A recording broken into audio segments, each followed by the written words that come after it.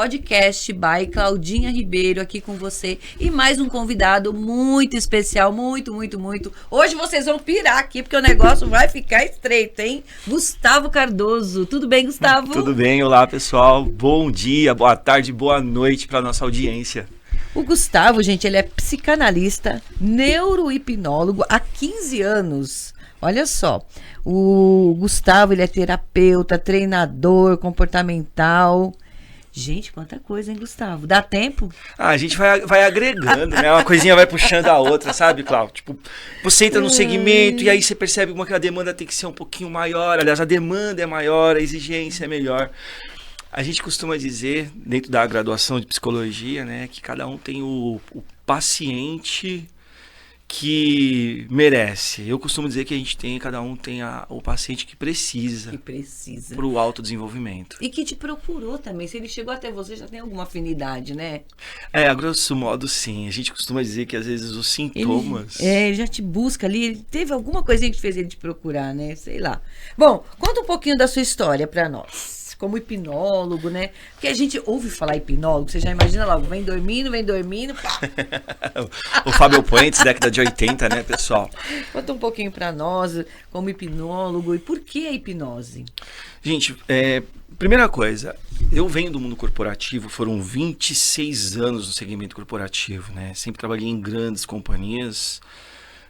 Para não fazer merchan gratuito, eu vou falar que sempre foram os maiores bancos do mercado brasileiro. Então, daí vocês podem deduzir. Participei do processo de fusão dessas empresas, então eu via que eu não me sentia muito realizado em relação ao que eu produzia. Certo. Negócio era negócio, aprendia, me desenvolvia e tá tudo certo, mas quando eu comecei a me entender como pessoa, sabe, nesse planeta para fazer a diferença em relação a propósito, a minha filha estava para nascer. Por isso que a data, o corte aí é tão específico, 15 anos, né? A menina vai fazer 15 anos. Então, antes dela nascer, quando ela estava gestante ainda, eu ficava me perguntando o que eu posso fazer para agregar mais valor para esse planeta, para fazer a diferença. E aí eu comecei a estudar os segredos da mente humana e a hipnose como referência, porque eu, por natureza, eu sou um cético, né, gente?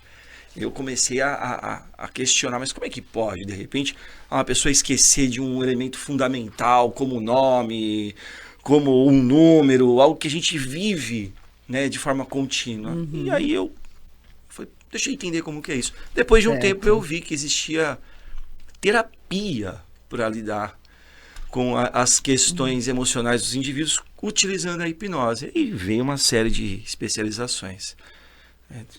E dentro dessa terapia tem alguma área que você se identifica mais? Olha, por conta das demandas clínicas em consultório, que aí em relação a isso eu tenho uma vivência de quase 10 anos, porque eu fui fazendo a transição de carreira, eu fui vivendo ali os primeiros atendimentos, a gratuidade, o trabalho voluntário, até começar a tomar corpo. Eu percebi que a ansiedade, ela é responsável por talvez 95% das demandas que eu recebia. Então, você vai pegar, por exemplo, um transtorno de déficit de atenção e hiperatividade. Certo. O elemento ansiedade está lá. A gente fala de sistema autônomo, sistema de... os neurotransmissores, como eles atuam no nosso cérebro, através da amígdala, hipotálamo e uma série de outras coisas.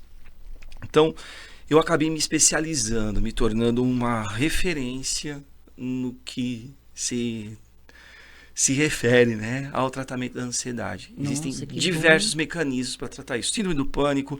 Aí você pega um quadro depressivo, às vezes você identifica que o problema é um estado de ansiedade que o indivíduo vem vivendo. Nós não fomos feitos para viver da maneira qual vivemos. E fomos para viver como? Nós, Gustavo, conte. Eu costumo dizer que o nosso cérebro, pessoal, nós somos analógicos e vivemos hoje no mundo digital. Isso é verdade. Numa velocidade muito grande rápido em relação a como a gente consegue processar. Muita informação. Exato. De tudo quanto é lado. É isso, Cláudio. A gente não consegue processar na velocidade das informações que a gente recebe. Vamos pensar lá no nosso ancestral? Vamos. Como é que era? Olha, a gente tem basicamente 3 funções. a gente precisa se reproduzir para continuar como espécie. Sim. E é isso que todos os vírus fazem. A gente precisa se abrigar. Olha, a gente está falando aí de às vezes, uma estrutura de um hospedeiro também, né? A gente está falando da estrutura viral porque ela vai se modificando e vai se atualizando. E nós, seres humanos, somos os seres mais adaptativos do planeta. Então a gente precisa de abrigo, somos extremamente frágeis. Mas nos adaptamos a temperaturas de 50 graus positivo e 50 graus negativo. Certo. E o terceiro ponto é que a gente precisa de alimento para continuar a sobreviver. Então é praticamente aquela série Largados e Pelados. Só não tem a reprodução Largados e Pelados, senão seria outra série, né, gente? Puxa. Seria outra série. E aí, essa é a nossa função basal. Então o nosso ancestral, ele não tinha boleto para pagar. Não. Ele não tinha essas demandas sociais. Ele não tinha as preocupações cotidianas com escola, filho, boleto, compromissos, a velocidade da internet. Sim. A dopamina que se tinha nessa época... Era de quando você vai caçar, né? Exatamente. Era comida, era um alimento. Comida, E aí não é à toa que comemos como comemos, porque a nossa geladeira é a nossa barriga, não tinha uma padaria em cada esquina. Verdade. Então, eu gosto de trazer isso como uma das principais referências para a gente entender o quanto a ansiedade da modernidade, ela acaba afetando. Então, imagine esse ancestral lá precisando pescar. Só isso. Ele escutava um galho quebrando no meio da floresta. O sistema dele simpático ativava, o hipotálamo mandava informação para mim, e ele falava, opa, pode ser um predador. Aí ele olhava, verificava, não é um predador, é só um galho quebrando. Aí ele volta para o sistema parasimpático, estabiliza de novo, respiração, a pupila deixa de dilatar, você deixa de ficar com a respiração mais acelerada, hiperventilando, tudo ameniza e volta para esse estado. O que acontece é que hoje, com essas demandas da modernidade, esse brinquedo aqui, gente, isso aqui é terrível. Celular. Ele acaba tirando a gente de um local comum, de um estado permanente que nós deveríamos ficar. Então é como se a gente estivesse sempre pronto para a estrutura de luta, fuga e paralisação, que são os elementos que a ansiedade produz na gente. Por isso que foi tão importante na minha carreira, atuando como terapeuta, entender como é que funcionam os sistemas, as estruturas da nossa mente em relação a essa questão da ansiedade.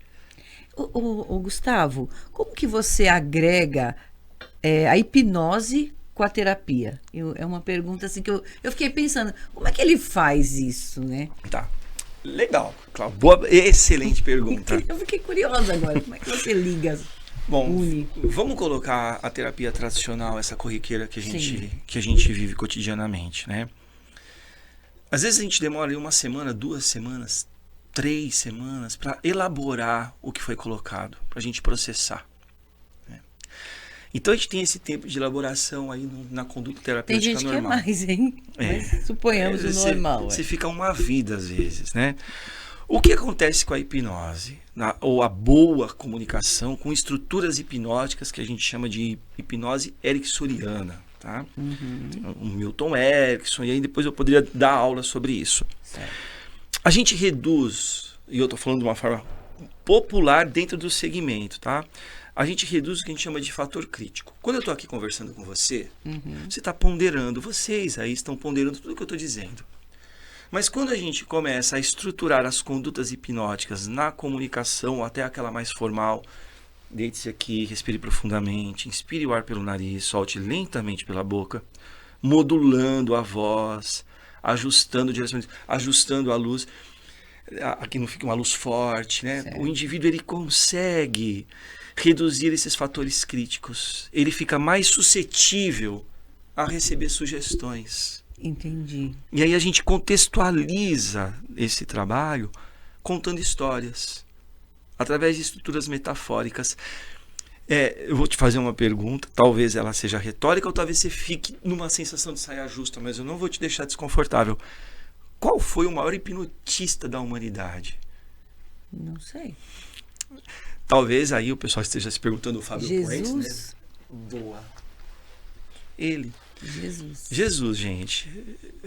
Cristo, Jesus, através de metáforas. Sim. através de Muitas metáforas, pequenas histórias. sugestões e histórias, te colocava para pensar num lugar diferente. Pega as estruturas Verdade. das parábolas.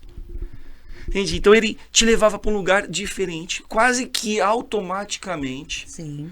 onde você criava ali o que a gente chama de elaboração dentro da psicologia. E você ponderava na hora e falava, opa, essa atitude, esse comportamento eu não tomo mais. Entendi. Que legal isso. Nossa, Que que maluco. incrível. Eu fui lá atrás. Foi, bom. Só que a hipnose ela vem antes ainda de Cristo e tudo mais. Tem aí registros muito antigos na Grécia e no Egito, antes do Cristo, coisa de 3.000 anos antes. Bom, Muito legal, né? Muito, meu. Assim, eu fiquei pensando no paciente ali sofrendo há anos com problema, com trauma, com uma Exatamente. deficiência que difícil de lidar e que você chega, deita e aí você leva, conduz calmamente, guiado, tudo. E ele, cara, ele pode levantar dali. Não quero mais isso. É. Ou elaborar e depois de um tempo voltar. E os insights virem, as coisas melhorarem. Sim, com o tempo. Agora é legal você trazer isso e assim, para o público, pessoal. É importante prestar atenção quanto às falsas promessas Ah, é de verdade. atendimentos terapêuticos utilizando a hipnose e num único atendimento eu resolvo a tua vida. O pessoal costuma dizer. Faz. E assim, é um mito? Não, não é um mito. É passível? É passível. Mas não compre isso como uma promessa. Não, tem hora para começar, não tem hora para acabar. Eu vou ressignificar as suas emoções. Vamos fazer um processo de regressão onde você vai encontrar a criança interior e a gente vai ajustar Trabalhar essa criança interior. isso. Pessoal, a mente é extremamente subjetiva e não dá para garantir uma coisa dessa. Então, por favor, se acontecer, ou me procura ou foge. Tá? Eu não tô falando porque assim me coloca para conversar com esse profissional. Porque a gente vai trazer elementos e contextos científicos para poder ajustar esse tipo de discurso. Eu seria leviano se eu trouxesse essa promessa, tá? Isso aí. Bom, Gustavo, quais são os maiores desafios clínicos e tem algum case, alguma história, os desafios que você tem lidado no dia a dia na clínica e tal, e você tem algum case assim que você possa nos trazer, possa contar? Porque todo dia é um desafio, né? Mas tem Todos alguns os que dias. chamam mais atenção. Sim, sim. Olha, dentro dessas experiências, o que é muito recorrente, e aí eu já vou juntar as duas perguntas numa única resposta, é em relação às demandas familiares entre pais e filhos. Nossa, a relação ali, o núcleo, né? Aí quando você fala núcleo, ela traz um elemento muito importante, que é a relação do meio, do ambiente. Então eu recebo jovens, os quais eu começo ali com o processo de desenvolvimento terapêutico e tudo mais, e observo que muitas vezes a disfuncionalidade, ela não é basicamente desse jovem. Está muitas vezes no meio que ele vive. Está ali em relação às pessoas que ele convive. Porque se a gente está falando de um jovem entre 14, 15, 13 anos, 10, 12 anos, não veio na certidão de nascimento dele que ele tem normalmente uma disfunção congênita. Nasceu com aquilo. Normalmente não, gente. A regra não é problema, tá? O problema é exceção, porque agora tem um boom de diagnóstico, né? Aí vira modinha, né? A manada corre, agora tem DH, agora é transtorno XPTO. Aí vai a manada, cada hora tem uma doença, um transtorno, uma patologia que está no auge, assim como as estruturas alimentares, né? Todo mundo agora vai detonar o glúten. Todo mundo agora... Não vai mais comer o ovo, acabou agora o ovo. Não, agora o ovo é bom. E não é assim que funciona. Então, é a mesma coisa. E aí eu tenho verificado que se trata muito mais de um processo sistêmico. Sim. De integração entre a família de forma profunda. Entre pais e filhos. A principal origem dessas queixas é a ansiedade. Meu filho é muito ansioso. E aí, por conta disso, eu tenho pego muitos direcionamentos para transtornos alimentares. Onde a válvula de escape, a saída desses jovens, transtorno da compulsão alimentar ou a indicação E a gente tem que tomar muito cuidado com as palavras, por conta do que é sugerido ao público, Sim. por conta do que a gente às vezes lê no Google e fala, ok, olha, eu tô com um diagnóstico aqui. Então, assim, é preciso ser feita a psicoavaliação de maneira adequada, Sim, anamnese. com profissionais habilitados. Mas, a grosso modo falando, essas têm sido as demandas mais Maiores. corriqueiras e ligadas a... E tem algum caso, não? Olha, eu tenho alguns casos, eu tomo muito cuidado para não trabalhar a exposição, Sim. e a cabeça já começa a processar as ligações referentes a isso. Mas eu vou trazer um caso que eu não trago efetivamente esse núcleo. Uhum. Eu vou falar de um quadro depressivo que é muito comum. Sim. Né? Uma paciente há alguns anos, 2 anos e alguma coisa, ela me procurou referente a demandas ligadas à ansiedade. Uhum. Uma que ela já me atendeu de roupão e chinela, pantufinha, eu faço atendimentos domiciliares e o cabelo todo bagunçado. Falei, poxa vida, por essa leitura inicial se vê aí uma indicação importante de um quadro depressivo mesmo, que foi a queixa inicial. E a gente conversando, entendendo ali como é que funciona, fazendo uma avaliação, uma anamnese, explicando o que eu faço, o que eu não faço. A gente entrou nas questões relacionadas à família. E aí a gente começou a falar dos filhos. E ela o tempo todo, numa leitura corporal muito fechada, o tempo todo assim, curvadinha. Mas quando ela começou a falar dos filhos, ela se empoderou, ela mudou a fisiologia dela, ela foi pra ponta da cadeira, ela batia a mão no peito porque os meus filhos, aí eu falei, para. Olha essa postura, esse comportamento, essa conduta. Tá em você a potencialidade de te levar para um outro estado.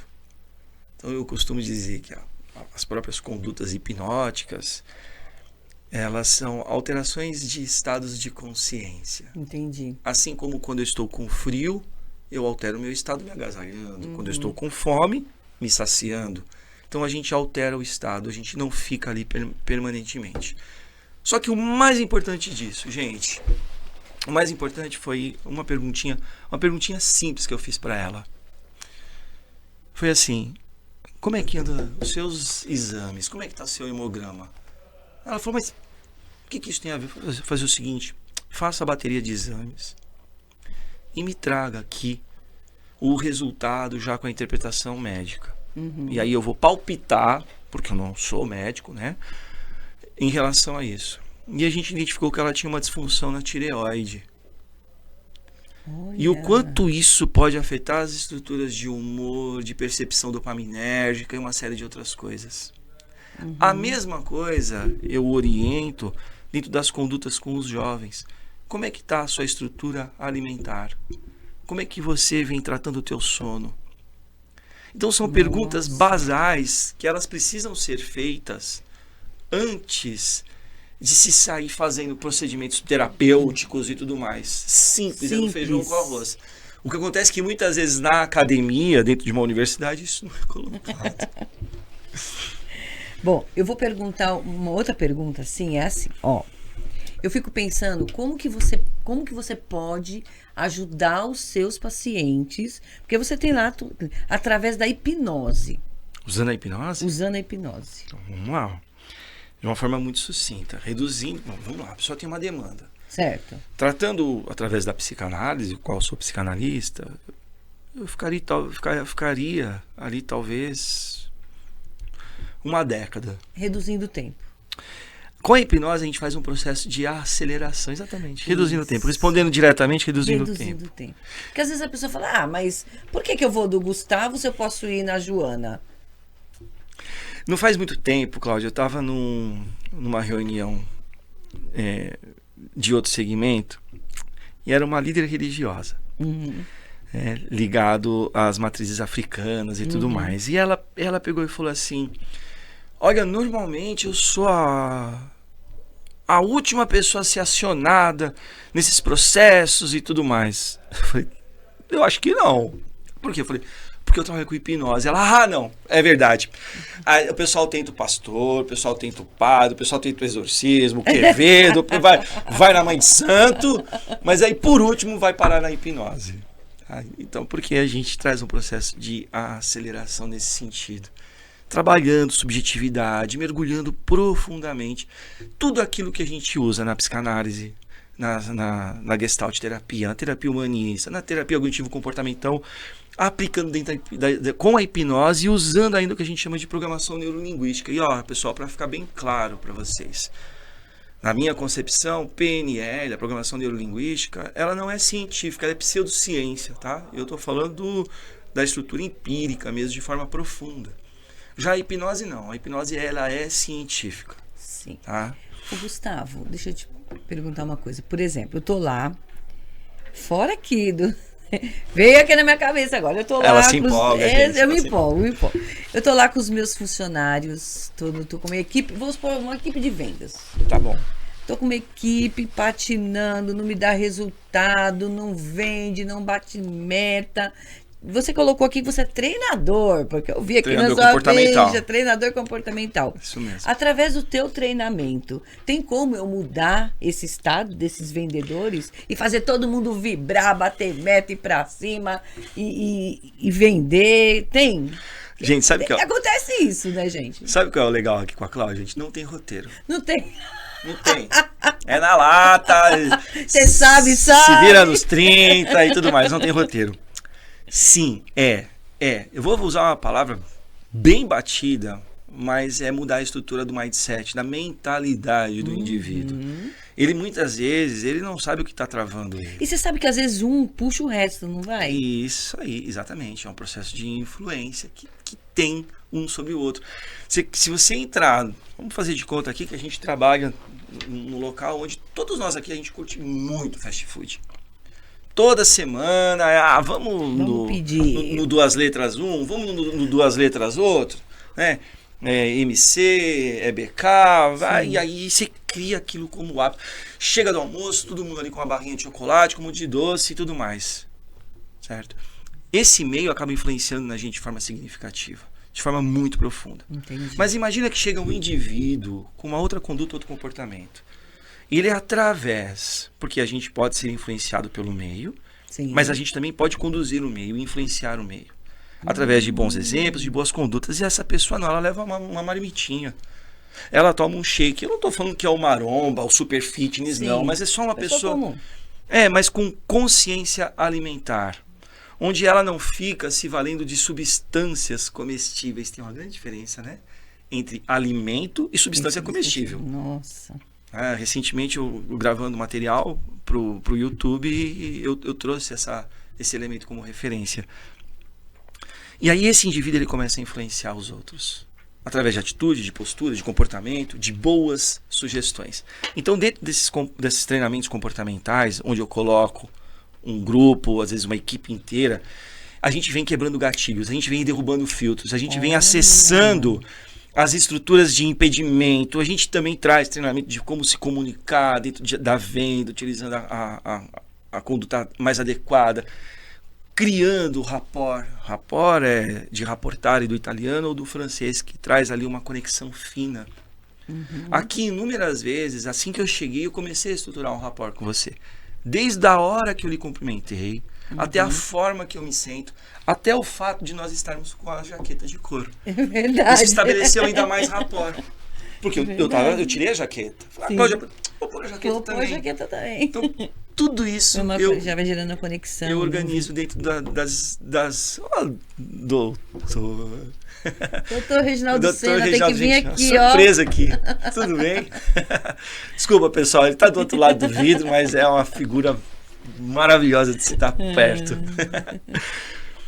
Então, dentro desses eventos comportamentais, eu trago dinâmicas, a gente traz aqueles processos que traz uma ideia muito lúdica, e ela é metafórica também, tá? Que é o que a gente chama de glass walk, que é caminhar sobre os cacos de vidro.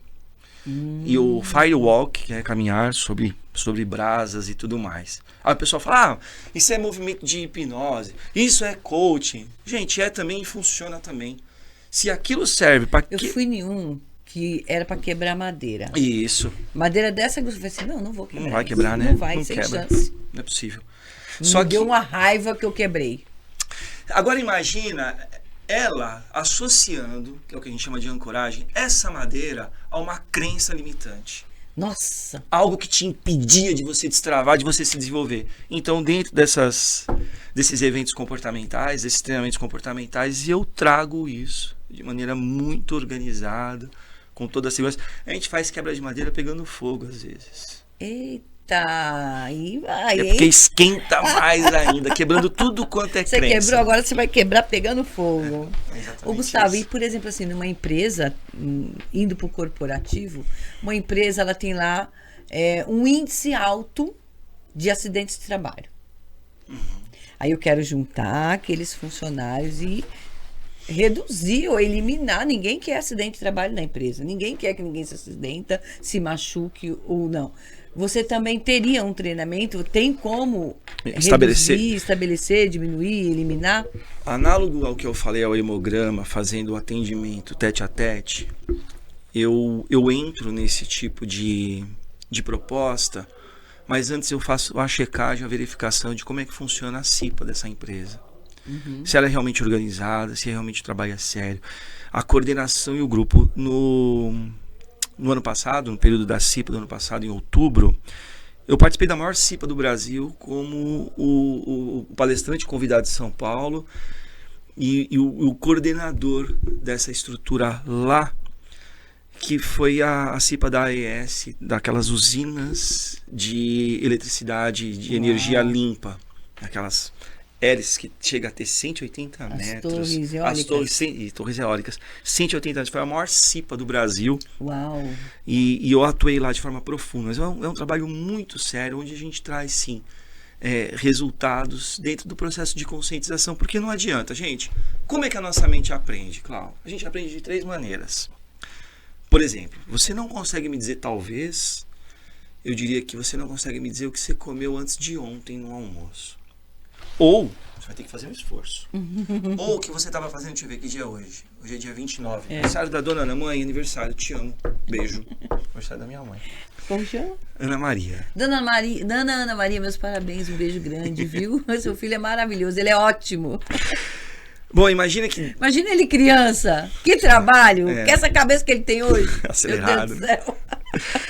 Então, imagine daqui...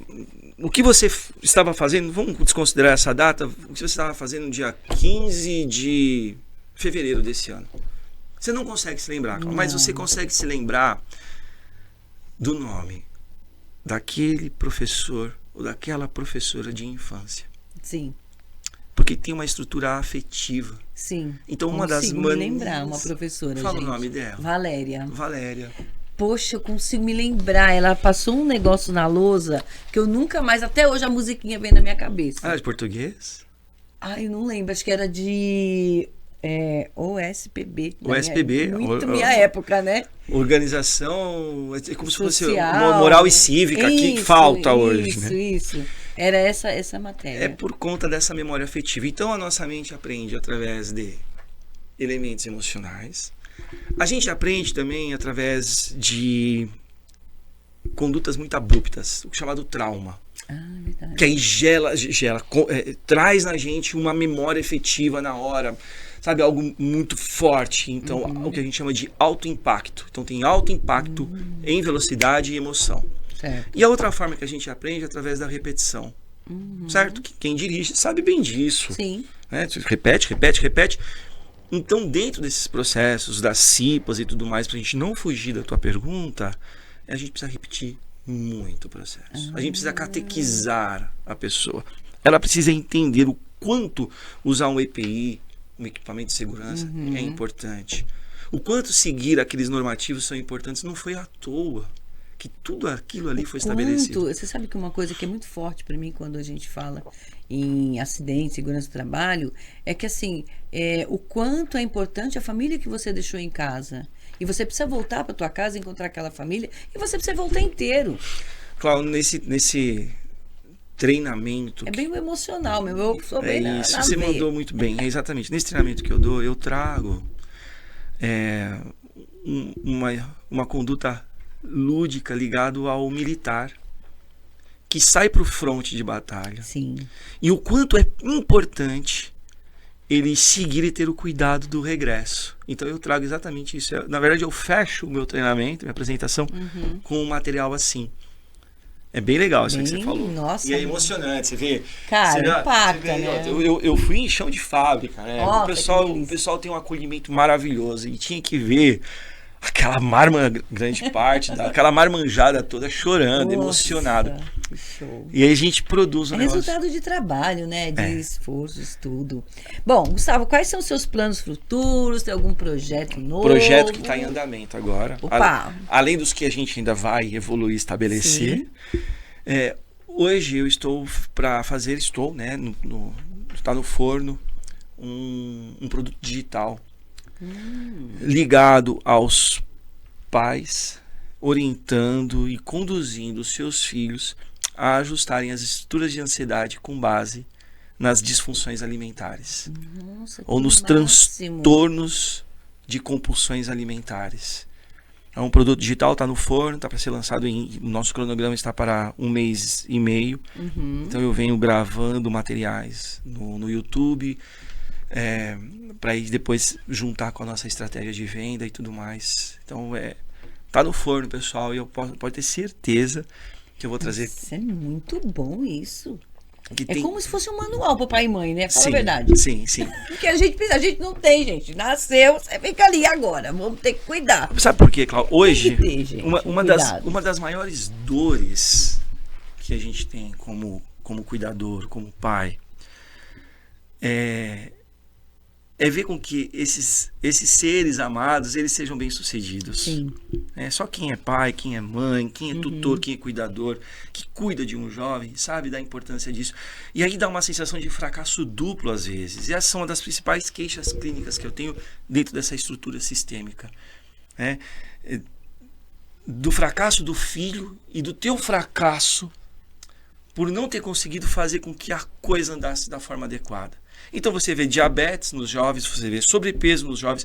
Eu tenho um material de uma revista chamada Psique, de 2003, que falava da quantidade da tela. E não era essa tela, era a televisão. Meu Deus. Trazendo a referência da obesidade do jovem. Então, quer dizer, a ansiedade naquela época a gente brincava na rua. A gente jogava bola. Então imagina hoje como é que está esse formato. Então, quanto isso está afetando não só os jovens, como os pais, mas a família de uma forma geral. Então, é quase que uma espécie de uma oficina o lançamento desse produto digital. Maravilhoso. Você vai ter que vir aqui falar, lançar, vamos divulgar, engolir esse projeto seu. Tamo junto. Então. Deixa eu te perguntar uma coisa. Você falou do jovem, né, e desse trabalho e tudo. Você consegue, se for o jovem, só o jovem no teu consultório, e o pai, a mãe, a família não, você consegue trabalhar esse jovem sem... muitas vezes ele não quer envolver a família. Você consegue trabalhar só ele? Sim. E ele consegue sair da dependência emocional, de ficar vinculado e seguir? Sim. A grosso modo, dizendo assim, de uma forma bem objetiva e direta, a resposta é sim, é positivo, sim. Eu tenho depoimentos, relatos nesse sentido, de uma forma muito delicada, porque a gente tem que preservar. Sim. Né? E a gente está lidando com menor de idade, onde os responsáveis eles participam desse processo, mas sem quebrar a relação de confiança que é estabelecida entre aqui no caso o terapeuta e esse jovem que está em desenvolvimento. Então sim, é possível. É tão gostoso você pegar um jovem todo perdido, sem saber. Normalmente eles são perdidos, não sabe para onde vai. E caminhar, mostrar a direção, o caminho, fortalecer. Sem quebra de vínculo, né? Não. Apenas aceitando. Muitas vezes, claro, assim, tem a natureza, tem a idade, tem as influências externas, tem sim os pontos internos dentro de casa, do 360, é o meio, é todo a rotina, o sistema que ele vive ali familiar. Mas tem a forma dele perceber esse mundo também. E muitas vezes esse jovem ele só precisa ser ouvido. Muitas vezes esse jovem ele só precisa ser acolhido da maneira adequada. Às vezes ele só precisa exteriorizar quais são as angústias, as dores, as amarguras que ele está sentindo. E eu vou te falar, são os que mais trazem resultado clínico. Olha isso. Tá? Viu, galerinha? São vocês que mais trazem resultado clínico. Porque vocês estão mais sugestíveis às figuras de autoridade, passando as sugestões adequadas, no direcionamento adequado. Vocês estão mais suscetíveis a bloquear aquilo que não é adequado. Nossa. É muito diferente. Cara, e se pegar no comecinho, o cara vai voa, vai voar, ninguém você, segura. Você ajusta sistema inibitório, você ajusta sistemas inibitório porque você ajusta aquela impulsividade que tem, né? Porque A retração também. isso, você Timidez. faz com que floresça. Porque o córtex, ele tá em formação. Pessoal, para neurociência, não fiquem bravos comigo, tá? Para neurociência, o cérebro, o encéfalo, na verdade, ele é maturado só entre 24 e 25 anos. Então, para a neurociência, é comum a gente dizer que só é adulto depois dessa idade.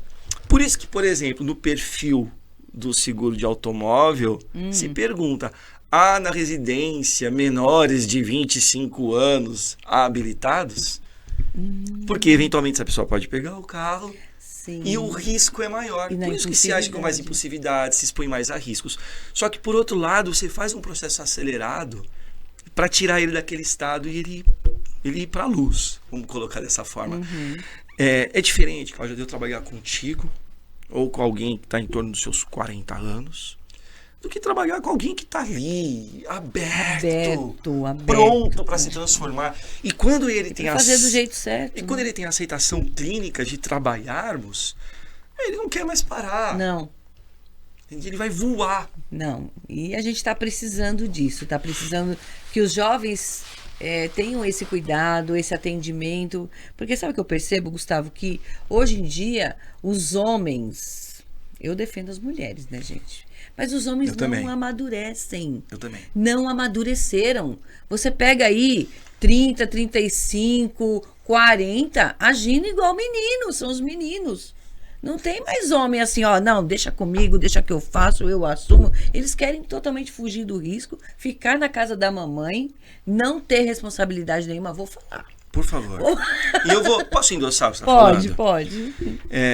Eu cresci, né? A dona Ana, as minhas irmãs. E assim, isso me colocou numa vantagem, modéstia à parte, em relação aos outros meninos. Porque eu sempre observei bem como que é o comportamento da mulher. E eu vou te falar, pessoal, se você quer se desenvolver como homem, observe a mulher.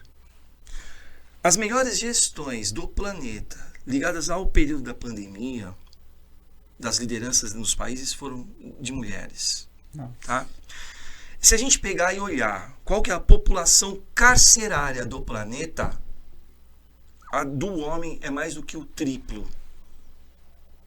Se esse planeta tivesse sido regido por vocês, mulheres... Olha isso, gente, que importante. Eu falo isso com muita propriedade, gente. Certamente não teríamos... Se o Putin fosse feminino, fosse mulher, a gente não tinha uma guerra. Não tinha. Se os líderes do Hamas... Aliás, não existiria Hamas, gente. Porque não está na natureza feminina isso. Sabe, do acolhimento, do desenvolvimento, da edificação. Exatamente. Sabe, de criar estruturas maiores. Então, na minha concepção, o planeta, ele tinha que ser regido pela mulher. De forma generalista, assim, a gente bate pronto, acabou. A mulher, ela busca o quê no homem? Uma segurança. Então, se o cara não é seguro para passar, para ela botar a família dela embaixo daquele guarda-chuva desse homem que vai trazer segurança, não vai. Então, assim, eu vejo que as famílias estão desconexas. Estão totalmente soltas. Dentro da minha carteira de clientes, e falando aí de forma generalista, tirando os jovens, que é o público que acaba atuando mais, 90% são mulheres. Nossa. Por natureza, vocês vêm em busca do desenvolvimento, do ajuste. E os homens que vêm, gente, muitos são, aspas, laçados, são demandados a ele porque tem uma mulher que olha por ele. Ou, às vezes, ele já tomou um bonde, já a mulher já largou, a família já largou, e aí ele vai buscar atrás do que já perdeu. Exatamente. E aí ele vai tentar recuperar o que ele já perdeu. E não precisa chegar nisso. Não precisa chegar a esse ponto. Não precisa. Bom, em via de regra, Eu insisto com isso, né? Por mim, o planeta tinha que ser regido pelas mulheres. Boa!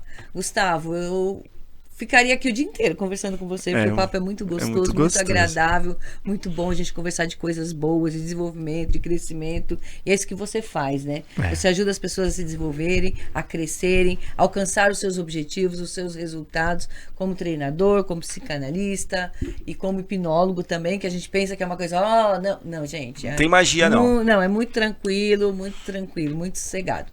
Muito obrigada pela tua presença aqui, eu gostei demais. Você vai voltar para falar do seu projeto, que esse projeto é brilhante. Já tem um nome? Não. Ainda não. Eu tenho, mas eu não posso revelar ainda, a gente tem que segurar um pouquinho. Tá, mas eu vou ficar de olho para eu divulgar aqui para vocês. Muito obrigada. Eu que agradeço. Antes de terminar, eu quero saber uma coisa. Eu pergunto para todo mundo aqui, qual a sua maior inspiração? Quem te inspira? A gente falou dela aqui. A sua mãe é a dona Ana? Não. Não é a dona Ana? Mãe, eu te amo, mas... Jesus! Ela tá vendo? Então a dona Ana vai até perdoar. Tá perdoado. Tá bom, mãe, você vem junto. Você e seu Jojo, meu pai.